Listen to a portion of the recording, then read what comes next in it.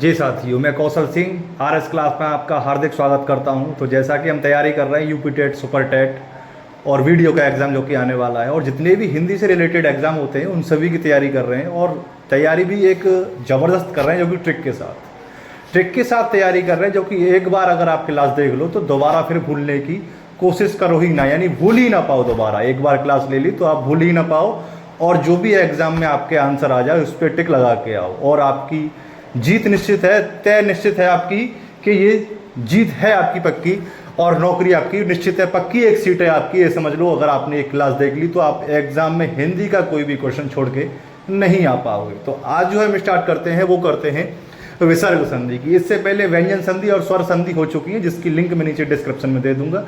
तो व्यंजन संधि की भी ट्रिक लेकर आया हूँ। जैसे कि स्वर संधि मैंने ट्रिक में कराई थी, विसर्ग संधि ट्रिक में कराई थी, ऐसे ही व्यंजन संधि ट्रिक में कराई थी, ऐसे ही मैं विसर्ग संधि भी ट्रिक में कराने वाला हूं।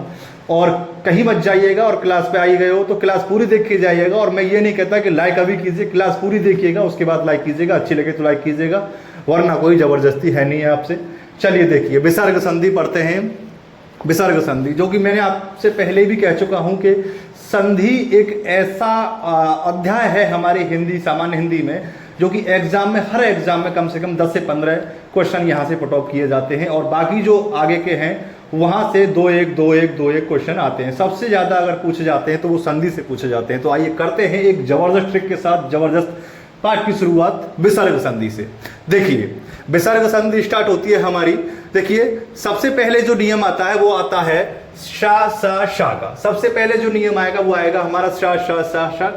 समझने की कोशिश कीजिएगा, ट्रिक है, बहुत ही आसान ट्रिक है, और इसमें कुछ नहीं है, कुछ भी नहीं है इसमें। बाकी में ही आप अगर पूरी क्लास देख लोगे तो आपको इसमें कुछ नहीं लगेगा। देखिए, कुछ क्यों नहीं है, मैं अभी समझाऊंगा तो आप भी मेरे साथ कहने लगोगे हाँ बाकी सर इसमें कुछ है ही नहीं है। देखिए, नियम हो गया आपका पहला शा शा शा शा, तीनों शा हो गई है, ठीक है। ऊष्म व्यंजन होते हैं हमारे, क्या होते हैं ये? ऊष्म व्यंजन होते हैं तीनों, शा शा शा। वर्णमाला आपने पढ़ी होगी, तो वर्णमाला आपने पढ़ी होगी, अघोष वर्ण जो होता है पहला और दूसरा, यानी वर्णमाला होती है का खा गा गा घा गा चा छा चा चा जा दा ता टा टा पा पा मा। ये वर्णमाला जो होती है आपकी, उसी वर्णों के हिसाब से ये विसर्ग संधि का जो हम करेंगे। देखिए पहला, और देखिए पहला और दूसरा शब्द जो वर्णमाला में होता है हमारा का खा गा, पहला और दूसरा शब्द, यानी इसके के बाद अघोष, ठीक है। पहला और दूसरा के बाद अघोष शब्द आ जाए कोई। देखिए, निष्पक्ष कौन सा आ गया, ये इनकी बात हो रही है, आप फिलहाल इन पे ध्यान दीजिए, ठीक है। अगर आप इसे भी ना देखें तो मत देखिए, इस पे अगर आप, जिन्होंने अगर वर्णमाला पढ़ ली है तो वो ये देखें, मैंने वर्णमाला ही पढ़ाई हुई है, सबसे पहला चैप्टर वर्णमाला ही था, वर्णमाला से ही मैंने शुरुआत की थी। तो वो मैं नीचे डिस्क्रिप्शन में लिंक दे दूंगा, वहां से जाके पढ़ लें। और जिन्होंने वर्णमाला पढ़ ली है वो सिर्फ इन्हें देखें और इन्हें भी देखें, ठीक है। चलो देखते हैं।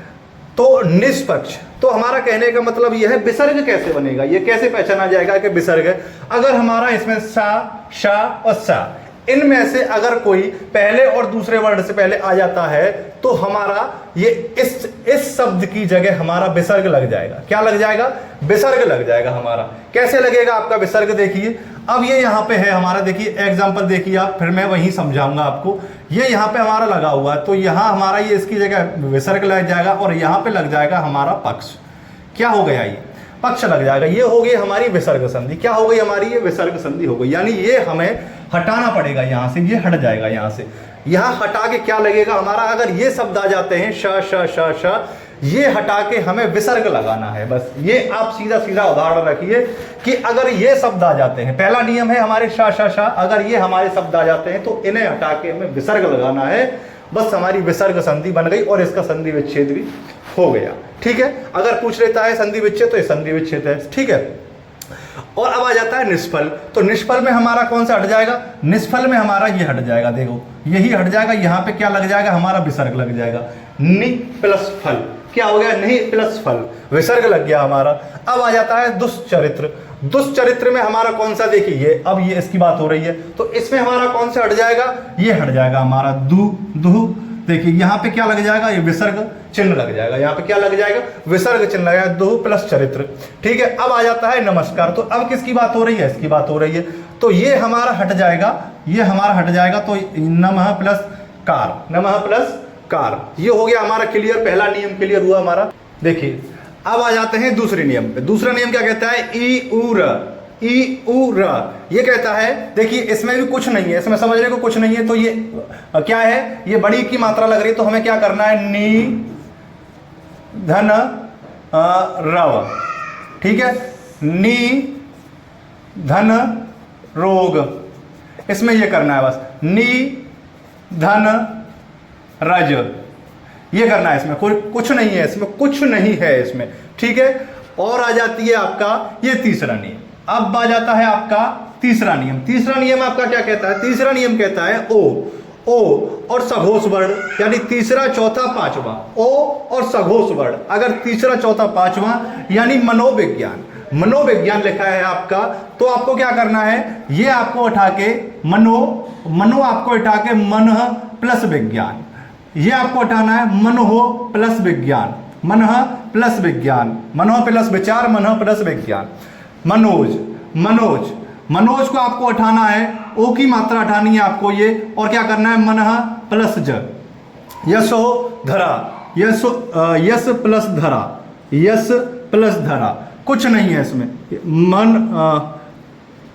मन प्लस हरि, कुछ नहीं है इसमें, ठीक है। ये आपका हो गया। अब आ जाते हैं आपके अगले नियम पे। अगला नियम क्या कहता है आपका? नियम आपका चौथा, आपका नियम आपका चौथा क्या कहता है? आपका नियम चौथा कहता है रश और श,